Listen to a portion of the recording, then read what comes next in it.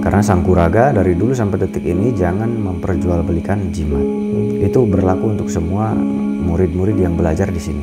Itu menggembleng suatu mediator, menggembleng mediator itu berapa lama kira-kira? Apakah ada yang kerasukannya sampai keberlanjutan apa gimana? Apa ada nggak? Ada. Sampai sakit banget, sampai patah tulang itu ada nggak? Bukan patah tulang, kalau patah tulang nggak ada, alhamdulillah. Tapi pernah ada dulu yang tertusuk lehernya sampai bolong.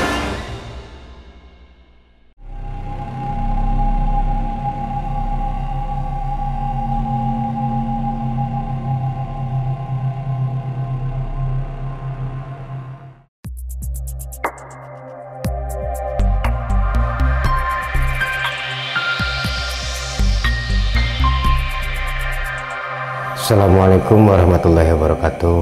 Selamat malam pemirsa. Selamat beristirahat. Selamat berjumpa kembali bersama saya. Saya di sini bertemu dengan Raden dan saya akan menanyakan sesuatu kepada Raden, yaitu tentang keilmuan-keilmuan. Begitu ya, Den? Enggak, silahkan. Enggak. Dan tentang pengalaman-pengalaman setelah Raden berpetualang mencari ilmu dan juga saya berpetualang juga mencari ilmu gitu. Itu gimana Raden tentang petualangan Raden setelah mencari ilmu itu? Banyak halangan di tangannya gimana gitu? Oh, tentang belajar zaman dulu mungkin ya? Iya. Oh. Ya gimana ya, sama aja dengan Maedi kayaknya, sama aja. Jadi dalam belajar ilmu gaib memang pengalamannya tidak akan sama, pasti berbeda-beda lah. Iya benar. Berbeda-beda, nggak akan sama. Meskipun tujuannya ya sama saja. Banyak ada yang puasa, ada yang membaca amalan-amalan. Iya. Meskipun kadang-kadang amalannya sama. Ya. Ada ayat kursi, ada nubuat, Iya. dan macam-macam ya. Amalan sama tapi pengalaman itu yang akan berbeda menurut saya. Iya, benar. Begitu. Dan pengalaman apakah yang dialami oleh Raden setelah berpetualang mencari ilmu dan tantangan yang sangat berat itu tentang ilmu apakah begitu? Tantangan waktu berat. Riadohnya berapa lama begitu? Oh iya, riadoh ya, itu dalam belajar ilmu tentu riadoh atau puasanya itu banyak macamnya ya. Ada beberapa puasa yang memang berat sekali. Waktu itu saya sampai dirawat di rumah sakit karena benar-benar lemas lunglai sampai pingsan. Dan setelah dicek ternyata darah saya 60 itunya tekanannya. Oh, gitu. 60 saja kurang, 50 sekian gitu. Tapi alhamdulillah masih bisa tertolong dan sampai saat ini masih bisa membantu banyak orang, alhamdulillah. Jadi yang terberat adalah saat itu, saat puasa waktu itu kurang lebih 21 hari. 21 hari saya mutih, jadi tapi mutihnya mutih yang lebih ekstrim ya. Mutih yang lebih ekstrim tuh bukannya hanya satu kepal. Jadi bukanya nasinya tuh hanya satu kepal dan airnya hanya satu gelas dan itu hanya maghrib saja. Ya. Sedangkan subuh itu udah nggak sahur. Jadi hanya ngabatalan aja kalau bahasa Sundanya. Ya. Hanya ngabatalan di waktu maghrib, satu kepal nasi dan satu gelas air. Selama 21 hari dan yang terakhirnya adalah pati geni. Tapi alhamdulillah waktu itu sampai selesai. Sampai selesai, cuman pas mati geni kan buka jam 7 pagi ya. Jam 7 pagi itu baru boleh buka. Nah setelah saya buka, bukan makan ya, minum air beras, air masak kalau ngeliwat itu kan ada tim disebutnya ya. Minum air tim itu Tajen gitu. air tajen ya. Iya, tajen, Nah, ya. air tajen bener. Setelah masuk air tajen, kurang lebih air tajennya satu gelas. Setelah pati geni, nah saya malah merasa pusing. Pusing lalu plek pingsan. Oh begitu. Begitu. Itu yang puasa yang sampai pingsan tuh terberat. Karena pati geninya kurang lebih saya dulu waktu itu 2 hari 2 malam. Gitu, 2 hari 2 malam waktu itu. Berarti nggak tidur, nggak bicara begitu ya? Tidak makan. Memang ya kalau pati geni tidak makan ya, berarti kan tidak tidur, buka, ya. Tidak tidur, tidak berbuka pas kontrol maghrib itu biasanya kan membatalinya cuma hanya ngodek hidung ada ya kan? Itu kalau yang pati geni gitu Iya. biasanya begitu. Nah, terus setelah mempelajari ilmu itu, terus Aden kan mungkin sering kemana gitu ya? Apakah di jalan itu ada yang suka jahit apa gimana, Den? Apa gimana? Maksudnya di jalan gimana? Di perjalanan ya lagi kemana, lagi merantau kemana gitu? Apakah yang Oh, pengalaman. pengalaman suka ada yang jahil apa enggak setelah mendalami ilmu gitu? Oh, ada. Dulu saya sempat berantem-berantem. Ya. Sempat berantem-berantem, tapi alhamdulillah waktu itu ada kenangan juga di Kota Kerawang tuh. Saya dikeroyok waktu itu berapa orang, 10 orang lebih ya. Tapi alhamdulillah tidak apa-apa. Nah, itu waktu itu dikeroyok itu ada kesalahpahaman. Ada kesalahpahaman antara pemuda, dikiranya saya warga di situ. Padahal saya adalah pengusaha waktu itu, kebetulan lewat, dikiranya warga situ. Jadi antara warga tuh ada pertikaian, dikiranya saya warga sebelah. Padahal saya di situ lewat lagi usaha gitu. Saya dikeroyok habis-habisan, dilempar pakai apa, alhamdulillah, tapi tidak berarti terjadi itu sesudah beres mendalami ilmu. Sesudah beres. Oh begitu, berarti sama ya, sama halnya semacam apa namanya? Kayak saya juga waktu itu kan begitu. Waktu habis keluar sekolah kan Raden kemana gitu kan, saya kemana begitu. Iya. Perjalanannya kan beda-beda begitu kan. Tapi satu tujuan begitu kan ya, Den ya. Iya. Gitu. Kalau Medi gimana tuh sejarahnya? Ya sama, saya juga begitu.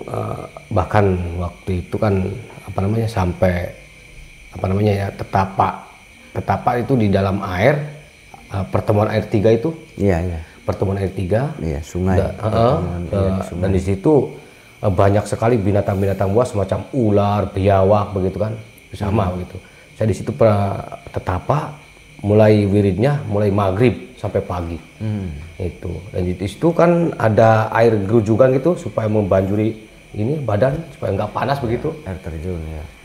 Nggak air terjun juga, air gerujukan yang kecil gitu loh. Oh iya. Tuh sama berarti pengalamannya ya nggak jauh beda sama Aden begitu, mungkin ada juga mungkin begitu. Iyalah pasti sama. Sama ya. Laku ritualnya ya sama, begitu-begitu aja. Laku ritual belajar ilmu ya paling puasa, pati geni, dan lain-lain.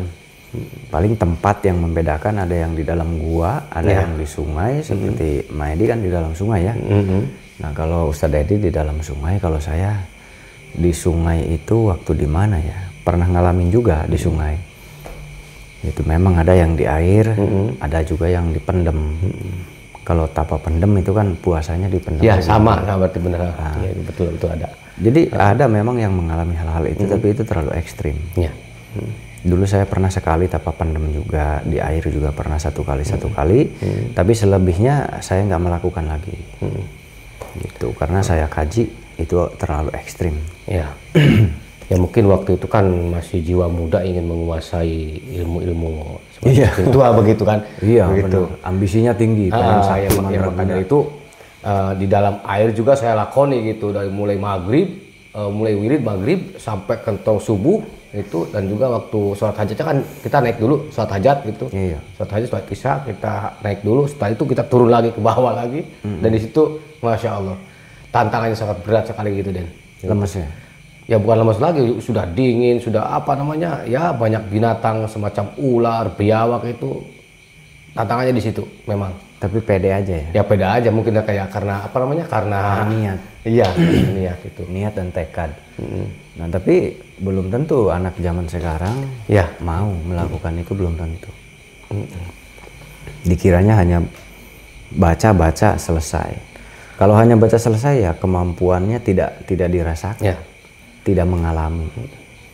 Dan pengalaman paling pahit itu sewaktu Raden mencari apa namanya, berpetualang mencari ilmu-ilmu begitu, pengalamannya waktu di mana itu yang sangat pahit sekali itu?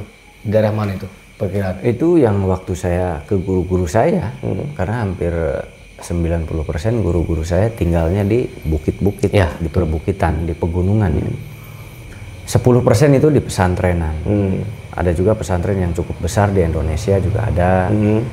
Tapi hanya 10% saya masuk di pesantren. Kebanyakan saya mendatangi ulama-ulama sufi atau ulama-ulama yang zuhud, yang ada di bukit-bukit. Salaf begitu ya?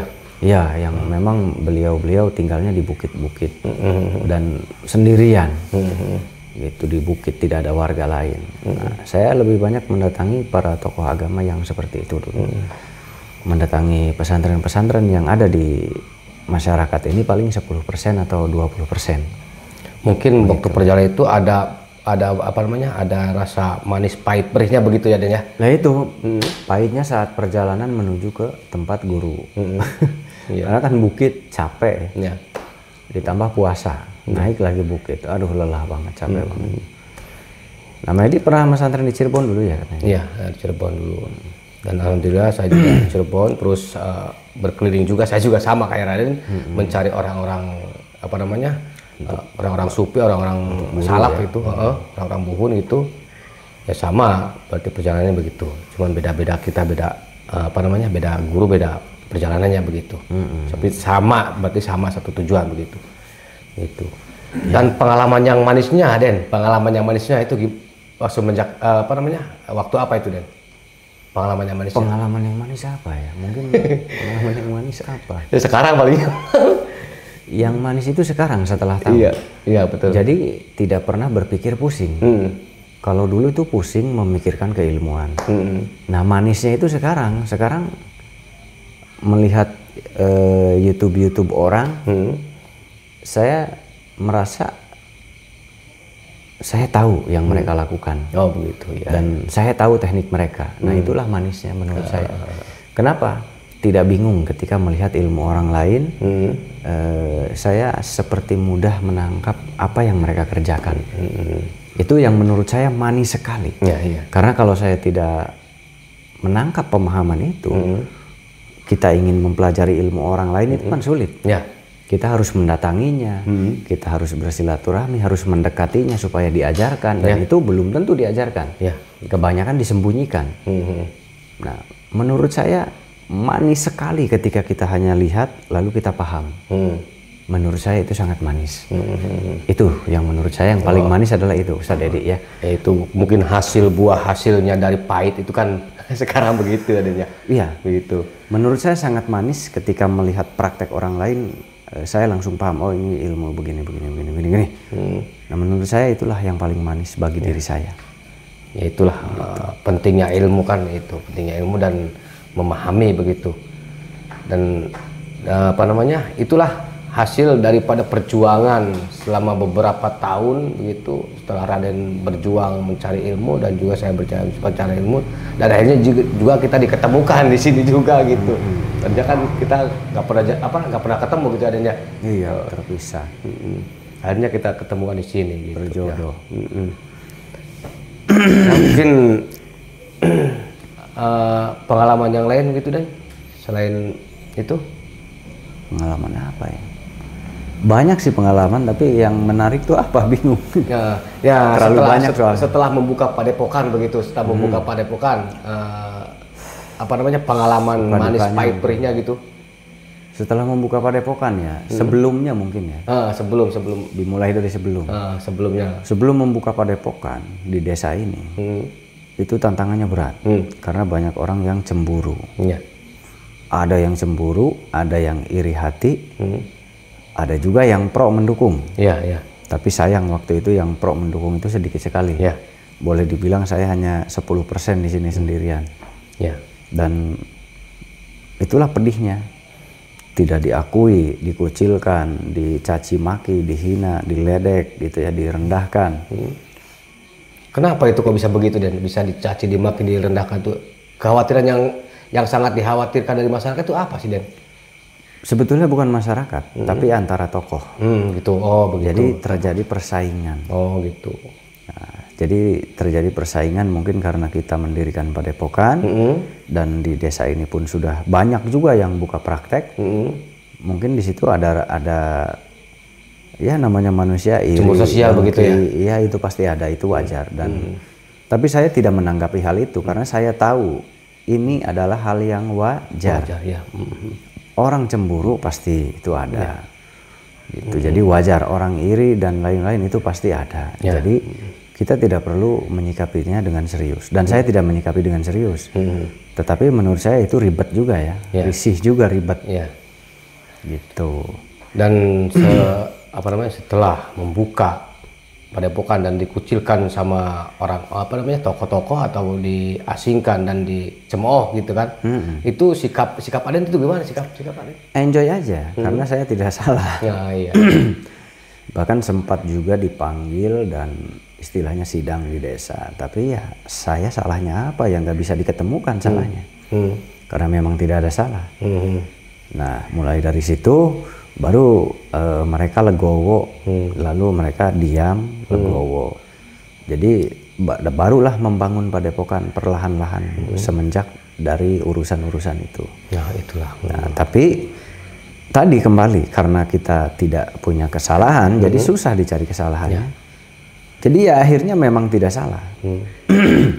Dan akhirnya diam sendiri orang yang tidak suka dengan saya, akhirnya diam sendiri karena kalah suara. Dan ternyata para tokoh-tokoh 80% sekarang bersama kita. Mungkin Setelah kenal ya. Pernah mendengar mungkin mendengar dari salah satu orang atau dari orang-orang yang dikhawatirkan mereka itu apa sih, Den? Yang dikhawatirkan mereka itu? Tidak tahu ya alasannya, saya tidak mendengar alasannya. Barangkali mendengar gitu dari orang-orang. Mendengarnya ilmu hitam saja. Oh begitu. Mendengarnya ilmu hitam, tetapi alhamdulillah kita di sini malah kalau dibandingkan kita malah paling menjalur. Dan kita boleh dibilang yang paling terjalur. Yang ada di dalam jalurnya malah kita. Di antara orang-orang yang menyerang saya malah terbalik, sebaliknya. Malah banyak bertabrakan. Ya mungkin yang dikhawatirkan mereka itu mengajarkan ilmu-ilmu hitam mungkin begitu ya, Dan ya. Begitu iya. Yang dikhawatirkan mungkin tetapi begitu. Tadi mungkin tidak terbukti dan akhirnya 80% tokoh-tokoh sekarang bersama saya. Oh, alhamdulillah. Karena tidak terbukti dan justru saat berhadapan itu justru mereka lah yang memakai cara-cara yang kurang bagus. Oh begitu ya. Terungkap seperti jual beli, ajimat dan lain-lain. Kalau di sini kan anti seperti itu. Ya. Jadi orang-orang seperti itu memang kurang cocok bersama saya. Nah itulah tantangannya. Karena Sangkuraga dari dulu sampai detik ini jangan memperjualbelikan jimat. Itu berlaku untuk semua murid-murid yang belajar di sini. Nah, makanya akan banyak musuh. Orang-orang yang seperti itu, oknum-oknum akan memusuhi Sangkuraga, akan memusuhi saya. Karena kita anti jual beli jimat memperdaya masyarakat awam tuh kita anti. Di sini kita memberikan edukasi, mengajarkan ilmu supaya orang-orang tidak dibodohi oleh oknum-oknum. Itu sudah menjadi pendirian. Dan banyak paranormal, oknum-oknum ya, oknum-oknum paranormal di wilayah sini akhirnya menyerang saya. Gitu. Jadi di wilayah terutama Ciayu Majakuning ya, Ciayu Majakuning, oknum-oknum paranormal akhirnya banyak yang menyerang saya. Karena saya sering mensiarkan bahwa jimat itu nggak perlu beli mahal-mahal, karena jimat itu modalnya sangat murah meriah. Ya. Nah, akhirnya banyak yang tersinggung, lalu begitu. marah. Karena yang mereka jual 5 juta, saya berikan begitu saja kepada orang yang sakit. Iya. Oh, begitu. Yang mereka jual 5 juta, saya hanya minta ganti 100-200 ribu. Paling besar 300 ribu, udah ganti aja 200 ribu, 300 ribu. Tuh. Sedangkan di tempat lain bisa 5 juta. Bahkan kemarin, kemarin ya, itu dari Jawa Timur membawa sebuah jimat itu habis puluhan juta. Oh begitu. Dibawa ke sini. Lalu saya periksa, saya ceritakan, Pak, ini modalnya 50 ribu satu. Bapak pasti belinya jutaan. Lalu orang tersebut kaget dan istighfar ya, astagfirullah. Ternyata dia terkena oknum. Oh begitu ya. Modal 50 ribu dijualnya jutaan. Bukan 5 juta loh, di atas 5 juta harganya kemarin. Dan itu sering terjadi. Nah itulah yang Sangkuraga saat ini kibarkan, gaungkan adalah jadilah kepala, jangan hanya jadi buntut. Nah, dan mengedukasi masyarakat awam. Karena masyarakat awam nggak akan ngerti. Dikiranya bukan oknum, padahal banyak oknum. Jadi di YouTube juga oknum banyak. Gitu. Tapi ya kembali kepada penonton supaya cerdas dan cermat dalam menonton. Harus pandai memilih supaya tidak terjerumus. Karena apa? Mudah sekali, mereka sangat mahal mematok harga. Nah, kita di sini wajar-wajar saja, karena niatnya memang ingin membantu. Boleh dibilang kalau bahasa kasarnya di sini paling murah, paling murah meriah. Karena tujuan kita memang untuk membantu, bukan mencari keuntungan. Tujuannya memang untuk membantu masyarakat. Ya meskipun serba kekurangan, serba kesulitan. Mediator-mediator aja banyak sekali kesulitan kekurangannya, tapi kita jalan aja begitu. Dan kesulitan apa, kesulitan Raden apa yang setelah membuka padepokan atau apa namanya, kesulitan dalam bidang hal apa aja lah gitu? Kesulitannya banyak. Saat mendapatkan murid yang daya tangkapnya lama, itu sedikit beban bagi saya. Oh begitu ya. Kan daya tangkap manusia itu tidak sama ya. Ada yang daya tangkapnya cepat, ada yang daya cernanya itu bagus sekali, tapi ada yang daya cernanya itu lambat. Nah itu sedikit bekerja keras, harus sedikit sabar dalam mendidiknya. Itu aja yang membuat kurang nyaman. Oh gitu ya. Apalagi kalau menangani orang-orang apa namanya, kurang apa gangguan jiwa begitu mungkin ada ya. Begitu. Itu sih enggak, kalau itu udah keseharian. Sulit begitu ya. Karena kalau pengobatan itu kan ilmunya sudah tersedia. Gitu. Tetapi saat mengajar itu akan berbeda-beda teknik juga. Tapi pengobatan pun sama, beda-beda teknik, tapi tekniknya sudah tersedia. Iya benar.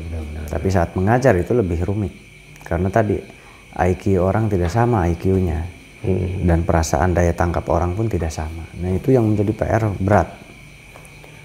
Dan mungkin setelah sekarang berdiri padepokan ya Din, mungkin kata orang pepatah mengatakan semakin tinggi angin semakin kencang. Apakah ada semacam begitu di dalam Sangkuraga ini? Ada. Dulu ada beberapa murid ya yang memang apa istilahnya audit ya, bahasanya mungkin kalau di kantor audit ya, terkena audit, lalu saya keluarkan dan ternyata mereka berkelompok malah menyerang saya. Gitu. Menjelek-jelekan gitu ya. Menjelek-jelekan, menghasut supaya murid yang lain ikut keluar, membenci saya. Jadi menghasutlah mereka. Menghasut, menyebarkan hoak gitu. Itu ada, murid-murid saya pun ada yang seperti itu. Padahal kesalahan ada pada dirinya. Nah, kalau saya memang kan orangnya disiplin. Kalau AA, kalau B, disiplin. Dan murid itu tidak terima terkena teguran. Nah, lalu saya keluarkan, lalu yang lain pun CS-nya mereka itu bersatu untuk menyerang. Menyerangnya dengan apa? Menghasut supaya orang tidak kesini lagi dan supaya keluar gitu. Dan akhirnya berpindah, tetapi pindahnya masih ke wilayah keluarga besar saya di Cirebon. Gitu. Jadi nggak pindah ke yang lain. Oh itu. Banyak yang berpindah dan akhirnya tempat pindahnya itu sendiri. Kebetulan orang tua saya dulunya adalah sebagai leluhur ya. Ada yang menjadi mursyid yang memang mengerjakan ilmu itu. Jadi mereka lari ke ilmu leluhur yang dulu dibawakan atau disiarkan oleh leluhur saya. Gitu. Jadi mereka larinya malah ke Cirebon. Dan saya tahu larinya kemana gitu. Lalu ya udah, biarkanlah anak-anak itu bermain sebebas mungkin supaya mereka menemukan jati diri arti kehidupan. Nah itu saat menyikapi anak-anak. Sama saja orang belajar ketika pemula ya sama seperti anak-anak bagi saya begitu. Ketika pemula itu akan banyak penasaran dan lain sebagainya, dan akan melawan orang tua dan lain-lain. Itu sangat wajar. Dan saya tidak emosi, tidak marah, biasa saja. Begitu ya. Dan pahit perihnya udah terasa dan ya di apa namanya setelah membuka padepokan juga tetap aja ada suatu apa namanya suatu rintangan atau gimana ya itu. Ada, tapi masalah itu sudah lama selesai karena pelajar-pelajar Sangkuraga yang lainnya tidak mendengarkan mereka dan tidak bisa terhasut. Karena mereka tidak bisa terhasut, akhirnya mereka bubar grup mereka aja. Gitu. paling hanya 5 orang atau paling banyak 7 orang dari ribuan murid. Ya, itu. Jadi alhamdulillah itu masih termasuk golongan hanya 7 orang dari ribuan yang belajar di sini. Nah, ini yang menarik, Den. Itu menggembleng suatu mediator, itu berapa lama kira-kira, Den? Itu dulu lama, hampir setahun. Jadi kita nggak bermain YouTube dulu ceritanya. Kita itu dulunya bukan pemain YouTube. Kita memang awal mulanya saya memang pesilat beserta kakek saya. Saya memang pesilat. Lalu setelah keluar pesantren, saya fokus memperdalam silat. Dan waktu itu saat saya sedang ada waktu libur, saya mengajarkan ngaji tuh ke anak-anak sambil mengajarkan ilmu silat. Nah, sambil ngajar ilmu silat, lewatlah ini. Ikut-ikutan nonton. Akhirnya makin dekat, lalu ikutan latihan, lalu masuk ke mediatoran. Begitu. Tapi sejarahnya panjang ketemu tim mediator petualang gaib itu, sejarahnya panjang. Sejarahnya panjang. Bahkan ada yang awalnya sakit dulu. Sakit gara-gara ilmu dulu. Oh, iya. Banyak itu yang lain-lain nonton dan lain-lain. Itu udah ngaco. Sendal aja diajak ngobrol mereka. Sendal diajak ngobrol dan lain-lain. Makanya kita paham betul orang-orang yang belajar itu. Saya sarankan harus punya guru pembimbing. Kalau tidak bisa error, bahaya. Sulit nggak sih, Dan, menggembleng mediator itu sulit nggak sih? Sulit, sangat sulit. Dan prosesnya sangat lama sekali. Bisa setahun, bisa lebih, bahkan 1 tahun itu yang saya gembleng itu kalau nggak salah ada 15 orang. Yang 15 orang itu akhirnya terpilih jadi 10 orang, 10 besar. Dari 10 besar terpilih akhirnya 6 besar. Nah, 6 besar itu dulu kita gabung di petualang gaib. Dulu 6 orang, bahkan 7 ya. Ada 7 orang bahkan itu di petualang gaib, ada 6-7 orang. Itu yang terpilih dari 15 orang. Dan dari 7 orang yang cukup memadai hanya 4 orang yang cukup memadai. Dan dari 4 orang akhirnya hanya 3 orang yang paling memadai gitu. Dari 15 itu hanya 3 yang paling memadai. Dan yang 7 sisanya yang 4 itu sudah layak juga gitu. Sedikit, Den, itu apa namanya, kok bisa terjun ke mediator itu tujuannya gitu, tujuannya supaya gimana tuh, Den? Dan apa tujuannya? Awalnya gini, awalnya saya melatih silat, lalu saya datang ke Pak Olan tuh yang punya GNC, yang punya petualang gaib saat ini. Nah, datanglah ke beliau, dan saat saya di rumah beliau bertanya apakah bisa seperti Ustadz Ujang. Ustadz Ujang Bustomi, kata saya. Iya. Oh, yang kerasukan mediator itu ya? Iya. Yang trans, iya. Oke, siap, saya bisa. Nah, dari situ mulai, ayo latihan, begitu. Gitu. Jadi ada tantangan dari Pak Olan dulu yang punya GNC, lalu mendirikan petualang gaib. Oh, bisa, insya Allah. Gitu. Awalnya saya ke GNC itu mau cuci kaset, mau membuat kaset PCD, anak-anak belajar silat dan belajar ngaji dulu. Malah diajak syuting, ya udah saya latih dulu. Dan itu masih ala kadarnya. Dan itu nggak langsung, beberapa waktu kemudian baru syuting. Setelah agak bagus baru syuting. Dan sedikit, Den, kalau seandainya nih, bukan seandainya, nih waktu sering keluar ya, sering keluar itu penghasilannya dari mana itu, Den? Sebelum YouTube-nya laku itu, penghasilan buat anak-anak, buat ongkos itu gimana? Ya, kita kan kerja masing-masing, kita kerja. Kita punya pekerjaan masing-masing. Saya kebetulan memang ada tempat usaha, toko kecil-kecilan. Oh iya. Dan kalau ini bekerja masing-masing, punya pekerjaan masing-masing. Dari dulunya memang punya kegiatan. Pak Olan GNC punya kegiatan juga masing-masing. Nah, kebetulan dulu toko saya adalah toko kue. Nah, jadi saya seneng masak. Itu salah satu hobi saya, masak. Dan mediator itu kan kerasukannya ada ya? Kerasukan, apakah ada yang kerasukannya sampai ke berlanjut apa gimana? Apa ada nggak? Ada. Sampai sakit parah, sampai patah tulang itu ada nggak? Bukan patah tulang, kalau patah tulang nggak ada. Tapi pernah ada dulu yang tertusuk lehernya sampai bolong. Itu dulu ada. Tapi alhamdulillah tidak terjadi apapun. Begitu. Dulu ada dulu. Itu yang tadi yang mediator sampai kesurupan keberlanjutan itu cara penanganannya gitu gimana dia? Iya ditangani. Oh tangannya begitu ya. Kalau berkelanjutan enggak.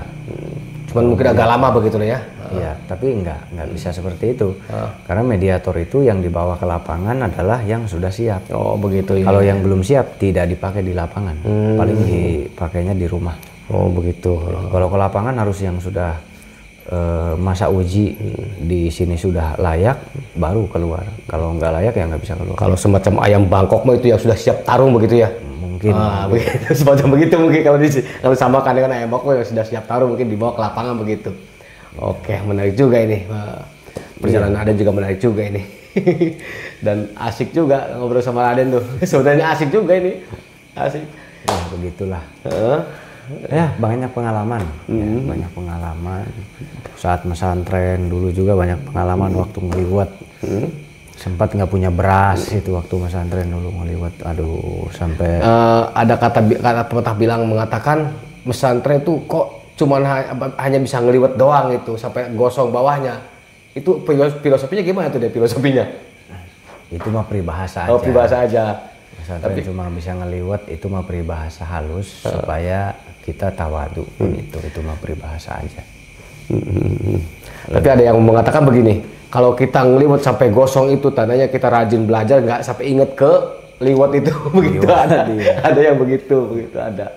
Kalau saya nggak pernah gosong karena ditungguin terus. Berarti nggak ngaji dong waktu itu? Ya ngaji kan ngeliwatnya pas jadwal istirahat gitu, baru ngeliwat. Oh begitu iya. Kalau orang kebanyakan ngeliwat dulu, beres ngaji baru makan. Ya itulah pahit pedihnya pesantren begitu, makan liwat bareng-bareng kayak gini begitu. Kalau sekarang banyak pesantren modern. Banyak pesantren modern. Dulu di Salaf kan ada juga ya, di Salaf ya? Ada. Di Salaf ya. Saya juga sama di Salafiyah gitu. Itu asik loh kalau di Salafiyah itu ngeliwat bareng-bareng, makan juga bareng-bareng begitu. Cari kayu bakar kemana begitu. Mungkin sama ya Dennya begitu? Sama, saya cari masak liwatnya tuh pakai rumpun bambu. Iya. Daun bambu. Iya, pakai daun bambu tuh kalau mau ngeliwat bawa 2 karung. Iya betul. Sampai 2 karung tuh dimasukin semua 2 karung tuh pelan masuk, udah mati masuk. Ya itu. Jadi liwatnya ya gosong. Iya betul itulah uniknya santri. Dan juga ada kata pepatah yang mengatakan kalau santri itu makan kayak meri tapi balik jadi kiai. Ya ini sekarang ini begini. Ini terbuktinya ini buktinya. Buktinya ini begitu. Iya, saat pesantren mah ya prihatin, serba kekurangan. Iya. Badan gatal budugan. Ya itu udah gak aneh kalau santri itu. Ya, badan korengan budugan. Cirinya santri begitu. Katanya kalau nggak budugan nggak korengan itu belum menyerap ilmunya begitu. Ya. Ada yang begitu, ada begitu kan.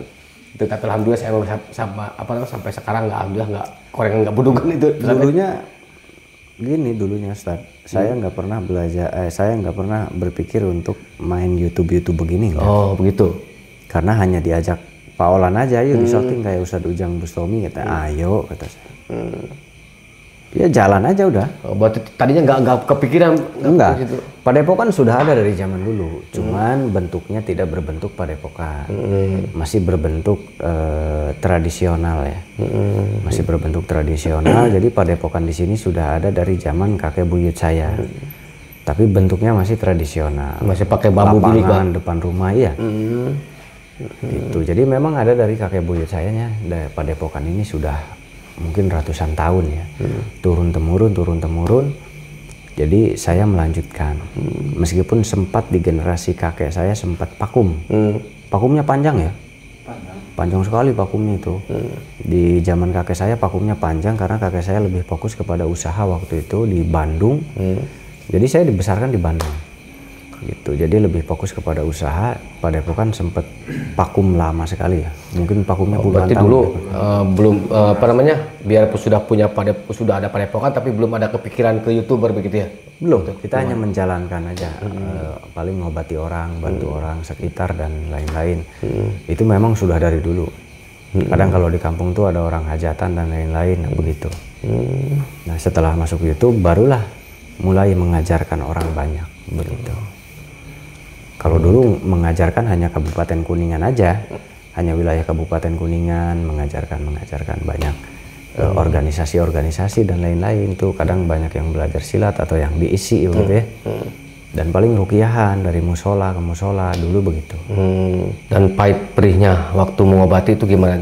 Terasa pahit perihnya waktu mengobati keluar maksudnya gitu, waktu sebelum gede menjadi padepokan yang gede, yang sangat gede itu.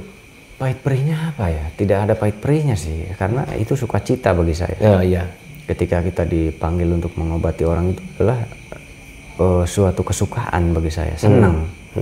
Apalagi daerahnya baru, saya ingin tahu juga daerah baru itu gitu. Lebih banyak sukacitanya. Oh iya, iya. Apalagi ketika mendengar ini pasiennya sembuh, itu sangat bahagia. Ya, ya, ya, ya. Ya, begitulah setelah berbincang-bincang dengan Kang Muh ya. Asik sekali ternyata berbincang-bincangnya dengan Kang Muh itu. Dan pengalaman juga sangat menarik sekali, dan pahit perihnya juga sangat ya dialami beliau gitu. Terasa begitu ya. Aduh, sama perjalanannya berarti perjalanan sama seperti hanya sewaktu saya menimba ilmu juga sama berarti pahit perihnya begitu terasa. Iya, pasti sama. Itu Ujian, ditolak masyarakat yang tidak suka dengan kita, pro kontra itu akan selalu ada. ya. Tetapi saat ini tidak ada yang kontra. 90% sekarang pro. Tidak ada lagi yang kontra saat ini. 90% sudah pro. Yang kontra paling 10%. Itu untuk di desa saya saat ini tidak ada lagi kontra. Paling hanya 10% saja kontra. Ya, 90%-nya sudah pro untuk di tempat saya saat ini, alhamdulillah. Ya begitulah kalau kita disikapi dengan kepala dingin ya Den ya. Begitu disikapi dengan kepala dingin kita tidak membalas dengan apa-apa gitu. Ya akhirnya kan sekarang pada pro begitu kan. Terbukti sendiri. Terbukti sendiri begitu, iya. Seiring berjalannya waktu, ilmu-ilmu pun terbuka ya.